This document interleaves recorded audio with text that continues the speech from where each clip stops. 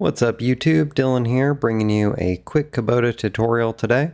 When my dad was out mowing on the tractor, he hit the brakes and noticed that one side wheel locked up. When we unlatched the brakes so we could work them independently, we could see that the travel on one side was way further than the other. When we looked under the machine, we could see that one of the brake rods was bent. So we decided to take it apart and bend it back. Here's all the official instructions about adjusting the brake pedals from Kubota. Here is the full parts diagram on Messick's. We got lucky that bending ours back worked because a replacement is 49 bucks. The assembly comes apart pretty easy. There's a cotter pin on each side that you'll need to remove and then tap the pin out. Ours were pretty stuck in there because of the fact that the brake rod was bent. So we had to hammer them out.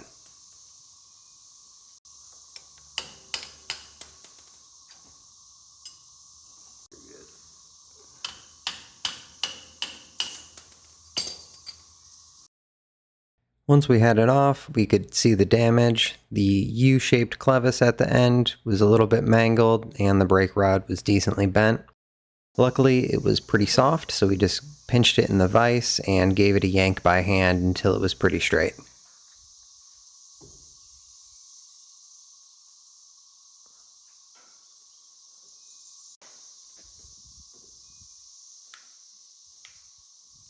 Now she's adjustable on one end.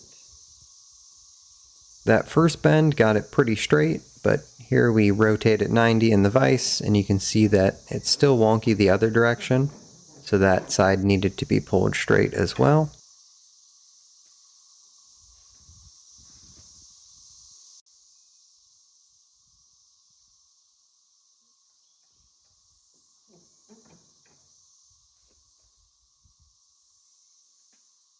Now that we got the rod pretty dang straight for bending by hand, we're going to attack the clevis and get that straightened up. So far so good. I said so far so good.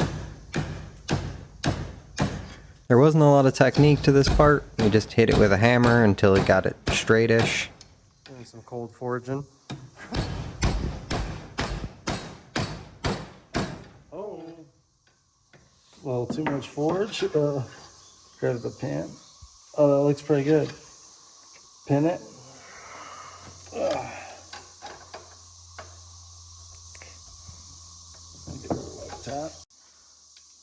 We ended up using a pair of pliers here to give it the final tweak and get the pinholes lined up with each other again.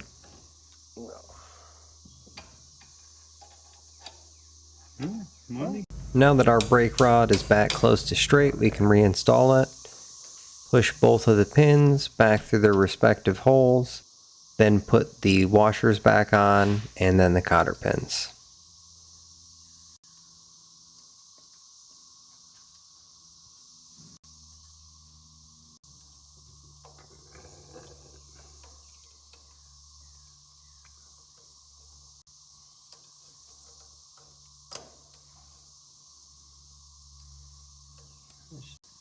With the brake rod reassembled, we want to head back up to the pedals and check the free play.